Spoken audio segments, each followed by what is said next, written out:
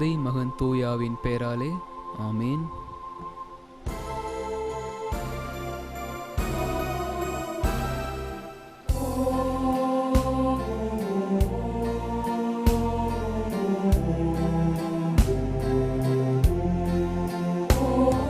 சூரியன் சாய காரிருள் மெல்ல சூழ்ந்திட யாவும் சோர்ந்திடும் வேளை பாயுலகெங்கும் நின்றெழுந்தோங்கும்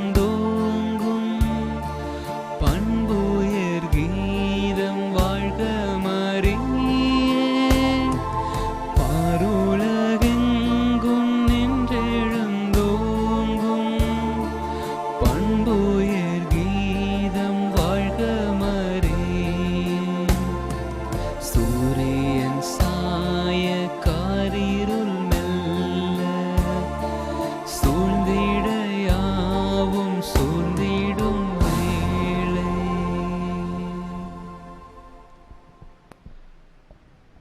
லூக்கா 1:34. அதற்கு மரியா வானதுதரிடம், இது எப்படி நிகழும், நான் கன்னி ஆயிற்றே என்றார். என் அருள்நாதர் இயேசு கிறிஸ்துவிலும் அன்னை மரியிலும் பிரியமான சகோதர சகோதரிகளே, கருவறையை கண்டு கல்லறையை காணாத தாய் என்ற நம்முடைய தொடர் தியான சிந்தனையினுடைய 13வது பாகத்திற்கு உங்களை அன்போடு வரவேற்கின்றேன். எல்லாரும் நல்லா இருப்பீங்க என்று நம்புகிறேன். கடவுள் உங்களை நிச்சயமாக ஆசிர்வதிப்பார். அன்பு மக்களே, 10, 11 மற்றும் 12 பாகங்களிலே நாம் எல்லோரும் சேர்ந்து நம்மிடம் கேட்கப்படுகின்ற இந்த தொடர் கேள்வியான யாக்கோபு, யோசே, யூதா இவர்களுடைய தாய் மரியன்னை என்ற அந்த தவறான தப்பறைக்கு நாம் இந்த நாட்களில் இந்த 3 பாகத்தில் புதிய ஏற்பாட்டினுடைய பல வசனங்களோடும் பழைய ஏற்பாட்டினுடைய தொடர்பு வசனங்களோடும் கிரேக்க மொழியோடும் பல ஆராய்ச்சிகளை பல சிந்தனைகளோடு செய்து இவர்கள் யாக்கோபு, யோசே, யூதா இவர்கள் இதோ குளோப்பா, அல்பேயு, மரியா இவருடைய பிள்ளைகள் என்பதை நாம் தெல்ல தெளிவாக புரிந்து கொண்டோம். உங்களுக்கு தெளிவு கிடைத்திருக்கும் என்று நம்புகிறேன். ஆக இந்த குளோப்பா மற்றும் அல்பேயு, மரியா இவர்கள் இயேசுவிற்கு அங்கிள், ஆன்டி என்பதையும் நாம் நேற்று இந்த ஒரு எண்ணத்தோடு தெளிவோடு முடித்து கொண்டோம். ஆக இந்த குளோப்பாவும் இந்த மரியாவும் இயேசுவினுடைய அங்கிள் அண்ட் ஆன்ட். இப்போ உங்களுக்கு இன்னொரு கேள்வி வரும், என்ன அப்படின்னா, எப்படி சூசையப்பர் என்ற யோசேக்கும் இந்த அல்பேயு, குளோப்பா என்பவர்களும் எப்படி சகோதரர்களாக இருக்கிறார்கள் என்ற ஒரு கேள்வி வர வேண்டும்.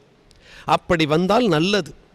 ஆனால் இந்த கேள்விக்குரிய பதிலை நாம் அவர்களுடைய பெயர்களை வைத்தே தெரிந்து கொள்ளலாம். நமக்கு ஒரு விளக்கம் கிடைக்கும். நம்ம ஊரில் பார்த்தோம் அப்படின்னா குடும்ப பெயர் ஒன்று இருக்கும், இல்லை கொலை பெயர்னு ஒன்று இருக்கும், இல்லை ஒரு சில பேர் இப்பொழுதான் 2 குழந்தைங்க தான் இருக்கிறாங்க. அப்போ இந்த 2 குழந்தைக்குமே ஒரே அர்த்தம் உள்ளதாக பெயர்களை கொடுக்கின்ற பழக்கம் இன்று மட்டுமல்ல அன்றே இருக்கிறது என்பதற்கு ஒரு எடுத்துக்காட்டு இந்த குளோப்பாவும் நம்முடைய யோசேப்பும். இவர்கள் இருவரும் சகோதரர்கள் என்பதற்கு அவருடைய பெயருடைய அந்த எபிரேய அர்த்தம் தான் நமக்கு விளக்கம் தருகிறது. இப்போ பார்த்தீங்க அப்படின்னா அந்த குளோப்பா அப்படிங்கிறவருடைய இந்த பெயர் என்பது ஹாலெப் என்ற எபிரேய வினை சொல்லிலிருந்து, வேர்பிலிருந்து வருகிறது. இந்த ஹாலெப் என்பது தான் பிற்காலத்தில் ஒரு பெயர் சொல்லாக மாறுகின்ற பொழுது ஹாலோப் என்று மாறி அதனுடைய அர்த்தமாக இந்த ஹாலோப் என்றால் எ சேஞ்ச் ஆர் எக்ஸ்சேஞ்ச் என்று சொல்லுவார்கள். தமிழில் சொல்லணும் அப்படின்னா மாறுவது, மாறிக்கொண்டிருப்பது என்று அர்த்தம். ஆக இந்த ஹாலோப் என்பதுதான் குளோப்பா என்று ஒரு அர்த்தத்தோடு நமக்கு பெயர் வருகிறது. அதே போல யோசேப்பு என்ற பெயர் என்பது யாசாப் என்ற எபிரேயத்திலிருந்து வருகிறது. இந்த யாசாப் என்ற வெர்பு வினைச்சொல் அப்படியே நவுனாக மாறுகின்ற பொழுது அதனுடைய அர்த்தம் சேர்த்தல் அல்லது திரும்ப திரும்ப செய்தல், to add and do it again and again என்று சொல்லுகிறார்கள். ஆக இந்த 2 பேருக்கும் ஹாலோப் என்பதையும் இந்த யாசோப் என்பதையும் நீங்கள் பார்த்தீர்கள் என்றால் இவர்கள் 2 பேருக்கும் ஒரே அர்த்தமுள்ள பெயராக இருப்பதை நாம் உணர்ந்து கொள்ள முடியும். எனவே இவர்கள் 2 பேரும் சகோதரர்கள் என்பதற்கு அவர்கள் பெயர்களே நமக்கு உறுதியாகவும் உறுதுணையாகவும் இருக்கிறது. அன்பு மக்களே, இந்த 10வது பகுதியை நான் தொடங்கு முன்னாடியே எனக்கு நிச்சயமாக ஒரு விஷயம் தெரியும். அது என்ன அப்படின்னா, நம்ம இந்த குழந்தைகள் மரியன்னையினுடைய குழந்தைகள் அல்ல, இந்த யாக்கோபு யோசே மரியாவினுடைய பிள்ளைகள் இல்லை என்று நான் சொல்லுகின்ற பொழுதே ஒரு சகோதரர், ரட்சிக்கப்பட்ட ஒரு சகோதரர் நிச்சயமாக வந்து சொல்லுவார். என்ன? மத்தேயு 1:25, லூக்கா 2 இதில் வந்து இதோ அவர் உயிர் பெற்றெடுக்கும் வரை, தலைமகனை பெற்றெடுக்கும் வரை, அந்த வசனத்தை பார்த்தோம்னா அதன் பின்பு குழந்தைகள் இருந்துக்கு அப்படிங்கிற ஒரு விவாதத்துக்கு வருவார் நினைச்சு அதே போல ஒருத்தர் வந்தார். அவர் பேர் சுரேஷ் வர்மா. நீங்கள் இந்த 10வது பாகத்தினுடைய கமெண்ட்ஸில் பார்த்தீங்கன்னா அவர் இந்த கேள்வியை கேட்டிருப்பார். சுரேஷ் வர்மா என்ற சகோதரருக்கு இந்த நாளில் என்னோடு சேர்ந்து நீங்களும் மரியன்னையை பற்றி ஒரு தெளிவு பெற்றுக்கொள்ளும்படி அன்போடு உங்களை அழைக்கின்றேன். இப்போ இந்த மத்தேயு 1:25 வாசிப்பதை நாம் இப்பொழுது கேட்போம். மரியா தம் மகனை பெற்றெடுக்கும் வரை யோசேப்பு அவரோடு கூடி வாழவில்லை. மரியா தன் மகனை பெற்றெடுக்கும் வரை யோசேப்பு அவரோடு உறவு கொள்ளவில்லை, கூடி வாழவில்லை. இங்கிலீஷ்ல but knew her not until she had born a son என்று சொல்லப்பட்டிருக்கிறது. இந்த until என்ற வார்த்தை தமிழில் பெற்றெடுக்கும் வரை என்று மாறி இருக்கிறது. உடனே நம்ம எல்லோரும், குறிப்பாக நம்முடைய பிரிந்த சபையார் சொல்லுகின்ற வார்த்தை, பெற்றெடுக்கும் வரைதான் உறவு இல்லையே, அதன் பின்பும் யோசேப்புக்கும் மரியாவுக்கும் கணவன் மனைவி உறவு இருந்தது, அதில் பிறந்தவர்கள் தான் இந்த யாக்கோபு யோசே யூதா என்ற ஒரு யுகத்தை நமக்கு வைக்கின்றார்கள். என் அன்பு மக்களே, நான் ஏற்கனவே உங்களுக்கு தெளிவுபடுத்தி விட்டேன். இந்த யாக்கோபு யோசே யூதா இவர்கள் இதோ அவருடைய தந்தை அல்பேயு குளோப்பா, தாய் மரியா என்பதை நாம் ஏற்கனவே புரிந்து கொண்டோம், அறிந்து கொண்டோம். இதில் உங்களுக்கு ஏதாவது சந்தேகம் இருக்கா? சந்தேகம் இருக்கக்கூடாது. இப்போ நம்முடைய ஆய்வு என்ன அப்படின்னா, சூசையப்பருக்கும் மரியாவுக்கும் இயேசுவை பெற்றெடுத்த பின்பு கணவன் மனைவி உறவு இருந்ததா அப்படிங்கிறது தான் இவர்கள் நம்மிடம் வைக்கின்ற கேள்வி. இல்லை என்பதை நாம் ஆணித்தரமாக விவிலியத்தின் அடிப்படையில் உங்களுக்கு நான் சொல்ல போகின்றேன். கேள்வி கேட்குறவங்களுக்கும் நான் பதில் சொல்லணும், கேள்வி கேட்காமல அமைதியாக இருக்கிறவங்களுக்கும் பதில் சொல்லணும். கேள்வி கேட்காம இருக்கிறவங்களுக்கு கூட தெளிவுபடுத்திடலாம். ஆனால் கேள்வி கேட்குறோம் அப்படிங்கிற சில பேருக்கு அந்த விவாதத்திற்கு, விதண்டாவாதத்திற்கு பதிலே கிடைக்காது. ஏன்னா இவர்கள் எல்லோரும் வேற்று மார்க்கத்திலிருந்து கிறிஸ்தவர்களாக மாறவில்லை. நல்லா புரிஞ்சுக்கணும் மக்களே, இந்து மார்க்கத்திலிருந்தோ இஸ்லாமிய மார்க்கத்திலிருந்தோ அவர்கள் மாறவில்லை. கத்தோலிக்க கிறிஸ்தவராக இருந்து இன்னொரு கிறிஸ்தவராக மாறி இருக்கிறார்கள், அவ்வளோதான்.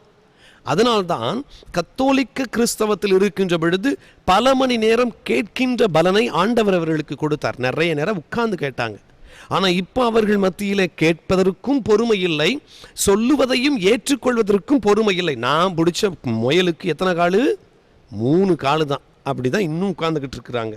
எனவே இன்றைக்கு இந்த பதிவை கத்தோலிக்க திரு அவை மக்களுக்காக நான் ஒரு ஆய்வாக நாம் சேர்ந்து செய்யலாம்.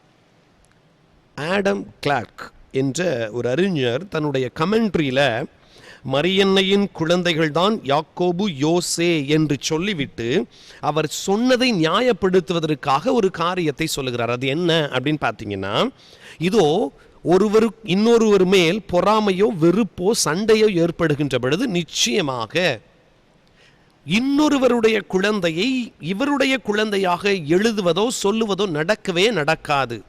ஆகவே இதோ சொல்லப்பட்ட இந்த யாக்கோபு யோசே இவர்கள் மரியன்னையின் குழந்தைகள் தான் என்று தன்னுடைய அந்த விளக்கத்திற்கு ஒரு உப்புச்சப்பு கட்டுறார். இப்ப இதை மனதில் வைத்துக்கொண்டு சில நேரத்தில் அவரே கிரீக்கில் பயன்படுத்தப்பட்ட அதல்போஸ், அதல்பாய், அதல்போ என்ற இந்த வார்த்தைகளை என்ன செய்கிறாரு, இந்த குழந்தைகள் இயேசுவினுடைய சகோதரர்களாக சொல்லப்பட்ட யாக்கோபு யோசே இவர்கள் எல்லோருமே மரியன்னையின் இரத்தத்தினால் வந்த குழந்தைகள், எனவே அவர்கள் பிளட் பிரதர்ஸ் அண்ட் சிஸ்டர்ஸ் என்று வாதிடுகின்றார். என் அன்பு மக்களே, இந்த வாதத்திற்கான பதிலை நாம் ஏற்கனவே கிரீக் அடிப்படையில் சொன்னாலும் மறுபடியும் சொல்லிக்கொள்ள ஆசைப்படுகின்றேன். எப்படி ஆங்கிலத்தில் ஒரு வார்த்தைக்கு பல அர்த்தங்கள் இருக்கிறதோ அதே போல கிரேக்கத்திலும் ஒரு வார்த்தைக்கு பல அர்த்தங்கள் இருக்கிறது. இப்போ இந்த அதல்போஸ் என்ற வார்த்தையை எடுத்துக்கிட்டிங்கன்னா கிரேக்கத்தின் அடிப்படையில் 4 அர்த்தங்களை தருகிறார்கள். ஒன்று, ஒரு தாயின் வயிற்றிலிருந்து வருபவர்களையும் அதல்போஸ் என்று சொல்வார்கள். யோவான் நற்செய்தி 1:41 வாசிக்கின்றோம். அந்திரேயா தன்னுடைய சகோதரரான சீமோனை சகோதரர் என்று அழைக்கின்றார். ஏன்னா அவங்க 2 பேரும் பிளட் பிரதர்ஸ். இரண்டாவதாக, ஒரு எத்னிக் வழியில், இனத்தின் வழியில் வந்தவர்களையும் அதல்போஸ் என்று சொல்லுகிறார்கள். அப்போஸ்தலர் பணி 22:13 அனனியா சவுல் இவர்கள் இருவரும் சொல்லுகின்ற பொழுது சகோதரரே என்று சொல்லப்பட்டிருக்கும். அனனியா பவுலும் யூத அடிப்படையில், யூத இனத்தின் அடிப்படையில் சகோதரர்கள். மூன்றாவது, சில நேரத்தில் உடன் இருப்பவர்களை கூட இந்த அதல்போஸ் சகோதரர்கள் என்ற வார்த்தை குறிக்கிறது. இதற்கு எடுத்துக்காட்டு மத்தேயு நற்செய்தி 7:3-5 வசனங்களிலே பார்க்கின்றோம். ஆண்டவர் சொல்லுகிறார், உன் கண்ணில் உள்ள துரும்பை நீ எடுக்காமல், அதை நீர் பார்க்காமல் உன் சகோதரர் சகோதரியினுடைய கண்ணில் உள்ள துரும்பை நீ பார்ப்பது ஏன்? இப்போ நம்ம நினைச்சுக்க கூடாது 2 சகோதரர்கள் பிளட் பிரதர்ஸ், அதை தான் இயேசு சொல்றார் என்று சொல்லக்கூடாது. நான்காவதாக, இந்த அதல்போஸ் என்ற கிரேக்க வார்த்தை கிறிஸ்துவின் மீதுள்ள நம்பிக்கையின் அடிப்படையில் ஒன்று வாழ்பவர்களை சேர்பவர்களையும் அதல்போஸ் சகோதரர்கள் சகோதரிகள் என்று சொல்லுகின்றார்கள். எடுத்துக்காட்டாக கொலோசியருக்கு எழுதிய கடிதத்தில் 4:7 பவுலடியார் சொல்லுவார், அங்கே இருந்த திக்கி என்ற ஒருவரை பார்த்து, சகோதரரே நீனும் நானும் சகோதரர்கள், காரணம் கிறிஸ்துவின் நற்செய்தியின் அடிப்படையில், கிறிஸ்துவின் மீது உள்ள நம்பிக்கையின் அடிப்படையில் நாம் சகோதரர்கள் என்று சொல்லுவார். ஆக இந்த அதல்போஸ், அதல்பாய், அதல்போய் என்ற இந்த கிரேக்க வார்த்தைக்கு ஒரே ஒரு அர்த்தம் இல்லை என்பதை இன்று தெளிவாக, தெள்ளத் தெளிவாக புரிந்து வைத்துக் கொள்ளுங்கள். என் அன்பு மக்களே, இப்போ மத்தேயுவும் மார்க்கும் இயேசுவின் சகோதரர்கள் என்று யாக்கோபு யோசே இவர்களை சொன்னது யூத இனத்தின் அடிப்படையில் இருக்கலாம், சில நேரத்தில் உடன் வாழ்பவர்களாக இருக்கலாம், ஏன் நம்பிக்கையின் அடிப்படையில் கூட இவர்களை சகோதரர்களாக எழுதி இருக்கலாம் என்ற விவிலிய விளக்கம்தான் நல்லது. அதுதான் மக்களுக்கு தெளிவை தரும், மக்களுக்கு உண்மையான கிறிஸ்துவின் மீது நம்பிக்கையை தரும். அதை விட்டுவிட்டு விதண்டாவாதத்திற்காக, ஏதோ தன்னை இப்படி உயர்த்தி கொள்ள வேண்டும் என்பதற்காக விளக்கம் இல்லாததை சொல்லுவது தவறு என்பதை இன்றைக்கு உணர்ந்து கொள்ளுங்கள். என் அன்பு மக்களே, இன்றைக்கும் நம்முடைய கலாச்சாரத்தில், சமுதாயத்தில் நம்மை விட கீழே இருப்பவர் உயர்ந்தால் நாம் இடறல் படுவோம், நாம் கஷ்டப்படுவோம். அதுதான் அங்கே நடந்தது. ஆண்டவர் என்ற இயேசு என்ற அந்த நபர், நமது ஆண்டவர், ஒரு சிறிய கிராமத்திலிருந்து இவ்வளவு பெரிய ஞானத்தோடு ஒரு தச்சரின் மகனாக வளர்க்கப்பட்டவர், ஒரு மரியன்னை என்ற ஒரு பெண்ணிடமிருந்து வளர்க்கப்பட்டவர், பெரிய ஆளாக விடுவாரோ என்ற பயத்தினால், அச்சத்தினால் சொல்லப்பட்ட வார்த்தை தான் இந்த வார்த்தைகளை ஒழிய உள்நோக்கம் அங்கே எதுவும் இல்லை என்பதை விவிலியம் நமக்கு தெளிவாக சொல்லுகிறது. எனவே இன்றைக்கு இந்த யாக்கோபு யோசே இவர்கள் எல்லோரும் யாருக்கு பிறந்தார்கள் என்பதை நாம் மறுபடியும் அலசி ஆராய லூக்கா 2வது அதிகாரம் 7வது வசனத்தை வாசிக்க கேட்போம். அவர் தம் தலைமகனை பெற்றெடுத்தார். அவர் தம் தலைமகனை பெற்றெடுத்தார். இப்ப மறுபடியும் இதே ஒரு விஷயத்தும் தான் வருகிறது. ஆக தலைமகனை பெற்றெடுத்த பின்பு மரியாவுக்கும் சூசேப்பருக்கும் குழந்தைகள் பிறந்தது, அவர்களுக்குள் திருமண உறவு இருந்தது என்பதை மத்தேயு 1:25 வைத்து இந்த வாதத்தை நமக்கு முன்பாக வைக்கிறார்கள். எனவே இயேசுவை பெற்றெடுக்கும் வரைதான் அவர்கள் ஒன்று கூடவில்லை, அதன் பின்பு அவர்கள் திருமண உறவால் ஒன்று கூடி வாழ்ந்தார்கள் என்று இல்லாத ஒன்றை இருப்பது போல் இத்தனை ஆண்டுகள் நம்மிடம் சொல்லி இருக்கிறார்கள். அதுவும் குறிப்பாக நீங்கள் நல்லா பார்க்கணும், வெளிநாட்டில் கூட இவ்வளவு பிரிந்த சபையார் இல்லை, நம்ம தமிழகத்தில் தான் இவ்வளவு பேர் வளர்ந்து கொண்டே இருக்கிறார்கள். காரணம் பணம். ரொம்ப சுலபமாக ஒரு சபையை உருவாக்கிவிட்டால் பணம் வந்துவிடும் என்ற எண்ணத்தோடு ஆதாரம் இல்லாத ஒன்றை தங்கள் ஆதாயத்திற்காக பேசுவது எப்படி நியாயப்படுத்த முடியும் என்பதை எம் கத்தோலிக்க திரு அவை மக்கள் தெளிவாக புரிந்து கொள்ள வேண்டும். இப்போ நம்முடைய தேடல் பயணத்தை இந்த தலைமகன் என்ற வார்த்தைக்காக நாம் தேடுவோம். தேடலுடைய பல நாள் சிந்தனைக்கு பின்பு எனக்கு 2 கேள்விகள் மிக அதிகமாக வந்தது. இந்த நாட்களில் இந்த 2 கேள்விகளை நான் ஆழமாக தேடிக்கொண்டிருந்தேன் மக்களே. முதல் கேள்வி, லூக்கா நற்செய்தியில மரியன்னையோடு முகமுகமாய் கபிரேயல் தூதரை பேச வைத்த கடவுள் ஏன் சூசையப்பரோடு மட்டும் கனவில் பேச வைத்தார்? முதல் கேள்வி. இப்ப உண்மையிலேயே மரியன்னை தான் அவருடைய தாய் என்பதற்கு நமக்கு அர்த்தம், கபிரேயல் தூதர் ஆண்டவருடைய தூதர் முகமுகமாய் தாய் மரியாவோடு பேசினார். ஆனால் இந்த சூசையப்பர் வளர்ப்பு தந்தையாகத்தான் இருப்பார் என்பதால் கனவில் பேசப்பட்டார். முதல் கேள்வி. இதைத்தான் நாம் மத்தேயு 1:20, 2:13 வாசிக்கின்றோம். கனவில் தோன்றி. வாசிங்க பிரதர், மத்தேயு 1:20. அவர் இவ்வாறு சிந்தித்துக் கொண்டிருக்கும் போது ஆண்டவரின் தூதர் அவருக்கு கனவில் தோன்றி, ஜோசேப்பே, தாவீதின் மகனே, உம் மனைவி மரியாவை ஏற்றுக்கொள்ள அஞ்ச வேண்டாம். நல்லா பாருங்க, கனவில் தோன்றி சூசையப்பருக்கு. அதே மாதிரி 2:13 இப்ப வாசிப்பாரு பாருங்க. அவர்கள் திரும்பி சென்ற பின் ஆண்டவருடைய தூதர் யோசேப்புக்கு கனவில் தோன்றி, நீர் எழுந்து குழந்தையையும். அவ்வளவுதான். ஆக இந்த 2 நிகழ்ச்சியிலும் பார்த்தீர்கள் என்றால் சூசையப்பருக்கு கனவில் தான் ஆண்டவருடைய தூதர் தோன்றினார். அதிலிருந்து நாம் புரிந்து கொள்ள வேண்டும், இதோ இயேசுவினுடைய பிறப்பிற்கும் அந்த உறவில் இருப்பதற்கும் சூசையப்பருக்கு சம்பந்தம் இல்லை என்பது இதனுடைய வெளி அடையாளம். இரண்டாவது கேள்வி எனக்கு அடிக்கடி வந்தது, இதோ தூய ஆவியாரின் துணையால் இயேசுவை பிறக்க வைத்த கடவுளால் ஏன் அவரை வைத்தே அந்த குழந்தையை பாதுகாத்து பராமரிக்க முடியாது என்ற கேள்வி எனக்கு வந்தது. அதற்கு ஒரு சாதாரண சூசையப்பர் தேவையா என்ற கேள்வி வருகின்ற பொழுது இந்த 2 கேள்விகளுக்கும் எனக்கு ஆண்டவரை நல்ல பதில்களையும் கொடுத்தார். முதல் பதில் என்னவென்றால், இதோ என் அன்பு மக்களே, மரியன்னையினுடைய கால சூழ்நிலையை, வரலாற்று சூழ்நிலையை, அந்த இடத்தினுடைய சூழ்நிலையை, இனத்தினுடைய சூழ்நிலையை நாம் சரியாக புரிந்து கொள்ள வேண்டும். உப ஆகமம் இணைச்சட்ட நூல் 23:2 வாசித்த பின்னாடி உங்களுக்கு சொல்றேன். வாசிங்க பிரதர். வேசி பிள்ளையையும் கர்த்தருடைய சபைக்கு உட்படலாகாது. வேசித்தனத்தால் பிறந்த குழந்தை கடவுளுடைய திருமுன் வர முடியாது. விவிலியம் சொல்லுகிறது. விடுதலை இணைச்சட்ட நூல் 23:2 சொல்லுகிறது. இப்ப நல்லா பார்த்தீங்கன்னா, இந்த தவறான உறவு என்றால் என்ன? ஒரு ஆணோ பெண்ணோ தவறானவர் என்று நாம் எப்போது சொல்லுவோம்? இந்த ஆண், இந்த பெண் இன்னொரு ஆணோடு பெண்ணோடு இதோ திருமண உறவு இல்லாமல், திருமணத்திற்கு முன்பு திருமண உறவு இல்லாமல் குழந்தையை பெற்றெடுத்தால் அது யூத சட்டத்தில் மட்டுமல்ல, நம்முடைய சட்டத்திலும் மிகப்பெரிய தவறு. எனவே இந்த நிலை தன் மகனுக்கோ இதோ அவரை பெற்றெடுக்கும் தாயுக்கோ வந்துவிடக்கூடாது என்பதற்காக கடவுள் நினைத்தார். அதனால் சூசையப்பரை அவர்களுக்கு பாதுகாப்பாக கொடுத்தார். இரண்டாவதாக யோவான் நற்செய்தி 8வது அதிகாரத்தில் வாசிக்கின்றோம், விபச்சாரத்தில் பிடிபட்ட ஒரு பெண்ணை கல்லால் எறிந்து கொள்ள வேண்டும் என்று யூத சட்டம் சொல்லுகிறது என்று அங்கே இருந்தவர்கள் இயேசுவிடம் சொல்லுகிறார்கள். இதன் மூலம் நாம் என்ன தெரிந்து கொள்கின்றோம்? யூத சட்டத்தில் எந்த ஒரு பெண்ணும் இதோ தவறாக வாழ்ந்தால், தவறாக குழந்தையை பெற்றெடுத்தால் கல்லால் எறிந்து கொல்லப்பட வேண்டும்.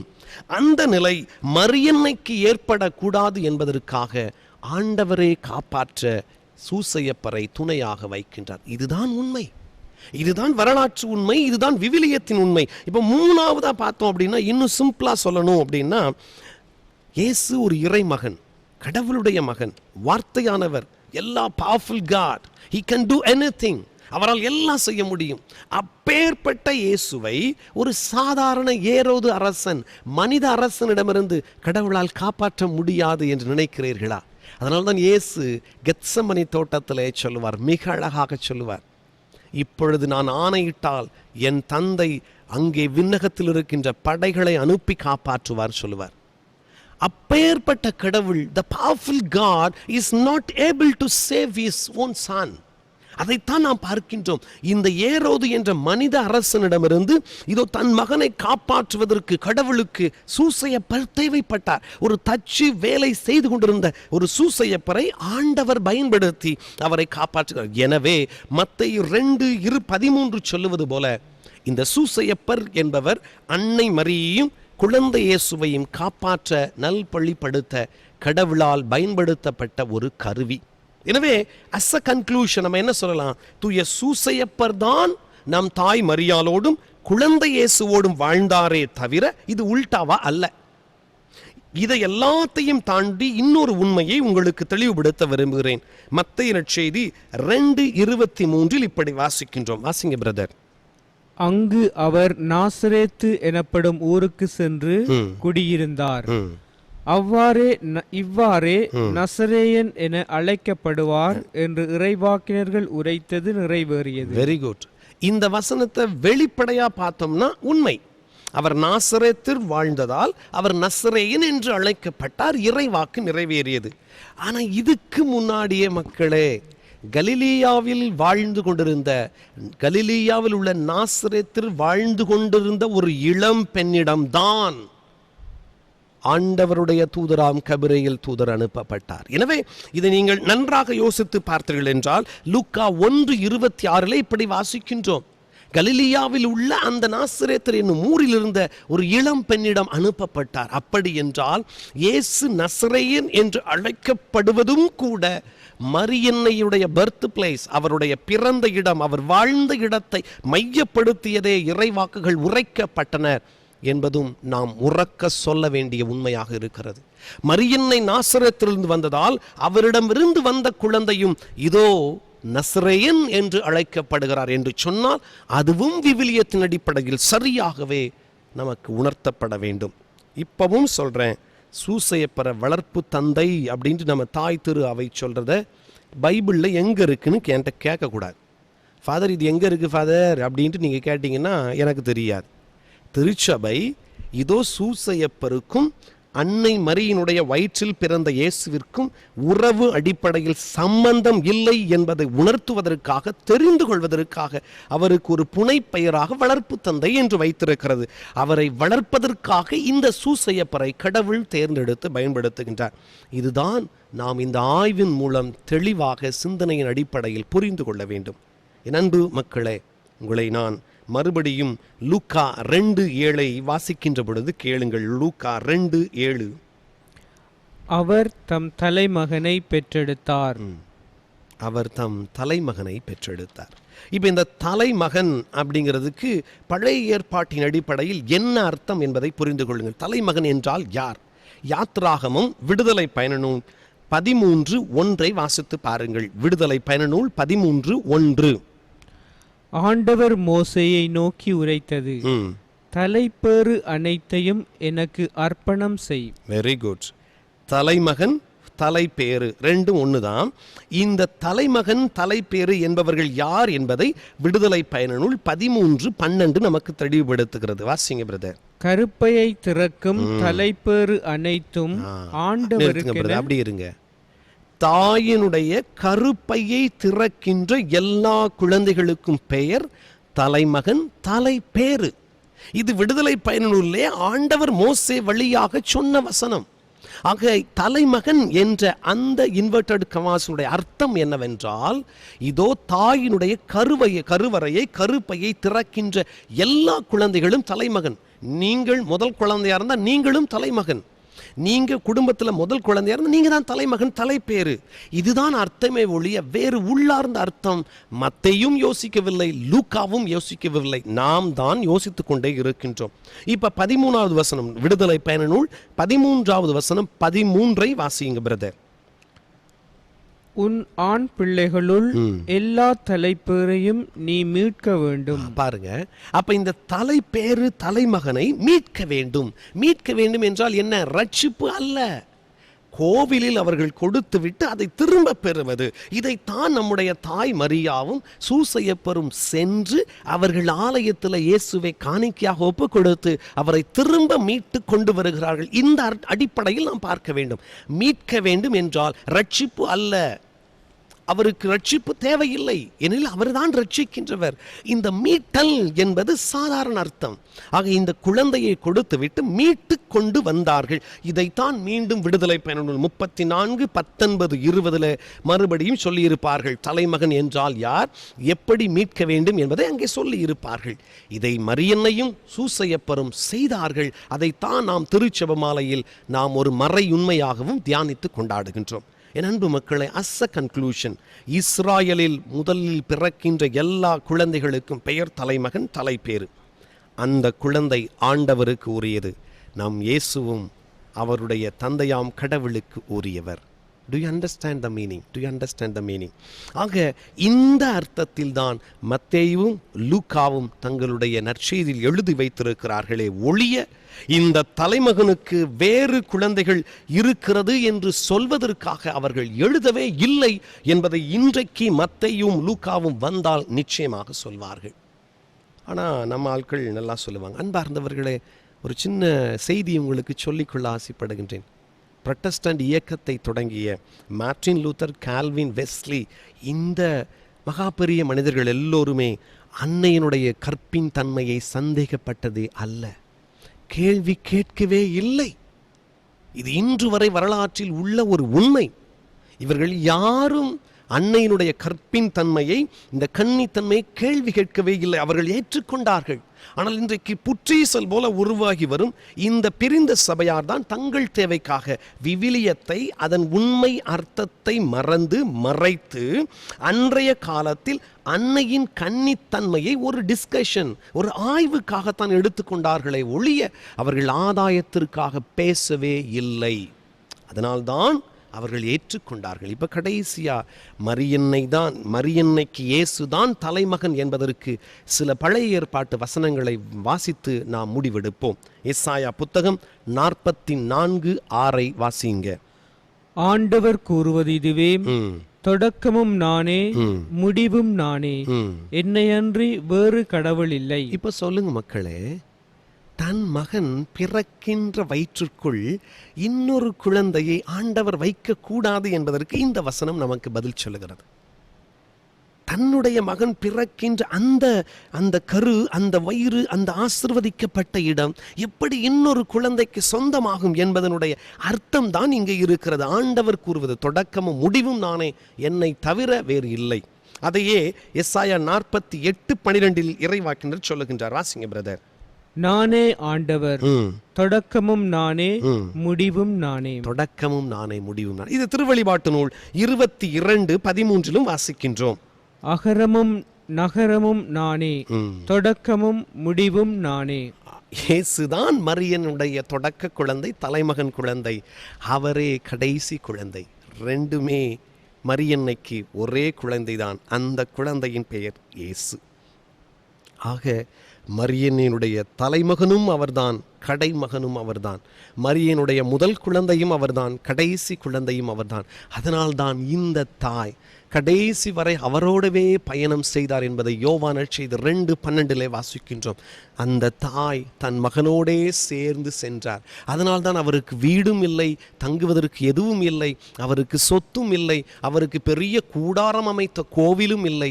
வெறுமையாக அந்த தாய் இருந்ததால் தான் இயேசு சிலுவையின் அடியில் நின்று பரிதாபமாக நின்று கொண்டிருந்த தன் தாயை பார்த்து, இதோ உன் மகன் என்று சொல்லி அந்த சீடரிடம் கையில் ஒப்பு கொடுத்தார். இதுதான் விவிலியத்தில் நாம் உணர்ந்து கொள்ள வேண்டிய மிகப்பெரிய ஒரு பேருண்மை மக்களே. எனவே இதையெல்லாம் நான் உறுதிப்படுத்தவில்லை, இன்றைக்கு நான் சொல்லவில்லை. நிறைய பெரிய பெரிய அறிஞர்கள் சொல்லி வைத்திருக்கின்றார்கள். நீங்கள் எடுத்து போய் பாருங்க. கத்தோலிக்க அறிஞர்களும் சரி, புரட்டஸ்டன்ட் அறிஞர்களும் சேர்ந்து இதை சொல்லி இருக்கிறார்கள். Like Jamieson Fausset Brown Bible commentary, Matthew Poole's commentary, Gill's exposition of the Bible, Meyer's New Testament commentary, இன்று பல வகை இருக்கிறது. அது நிறைய இருக்குது. நான் வாசித்ததையெல்லாம் சொன்னால் அதுவே எனக்கு ஒரு 10 நிமிஷம் ஆகும். ஆக இவர்கள் எல்லோரும் அன்றைக்கு ஏற்றுக்கொண்டு விட்டார்கள். இந்த தாய்க்கு ஒரே மகன் இயேசு கிறிஸ்து, அதுவும் கடைசி மகன் இயேசு கிறிஸ்து. வேறு குழந்தைகள் இல்லை என்பதை நான் மறுபடியும் உங்களுக்கு ஆணித்தரமாக அழுத்தமாக சொல்லி இதோ இந்த நேரத்தில் இந்த பாகம் 13 முடிக்கின்றேன். கடவுள் வாழ்த்து பெறுவாராக. என் அன்பு மக்களே, நாளை தலைமகனுக்கு அடுத்த வார்த்தை பெற்றெடுக்கும் வரை, அன்டில் என்ற அந்த வார்த்தையை பற்றி, அந்த வார்த்தை விளையாட்டிற்கு நாம் பதிலை தேடுவோம். அதற்கு முன் என் அன்பு மக்களே, நீங்கள் செய்ய வேண்டிய ஒரு உதவி, எசேக்கியேல் புத்தகம் 44:2 வசனத்தை நீங்கள் தயவு செய்து வாசித்துக் கொள்ளுங்கள். எசேக்கியேல் புத்தகம் 44:2 என்ன சொல்லப்பட்டிருக்கிறது என்பதை தியானத்தோடு வாசியுங்கள். உங்களுக்கு தூய ஆவியானவர் தாமே வெளிப்படுத்துவாராக. அதோடு இந்த செய்தியை யார் யாருக்கெல்லாம் அனுப்ப முடியுமோ அனுப்புங்கள். உன்னதங்களிலே கடவுளுக்கு மகிமை உண்டாகுக. பூ உலகின் நன்மனத்தோருக்கு அமைதி என்ற இந்த நற்செய்தியை, இந்த உண்மை செய்தியை உங்களால் எவருக்கெல்லாம் அனுப்ப முடியுமோ அவருக்கெல்லாம் அனுப்புங்கள். நிச்சயமாக நம்முடைய கத்தோலிக்க திரு அவையினுடைய உண்மைகள் மறக்கப்படாது, மறைக்கப்படக்கூடாது.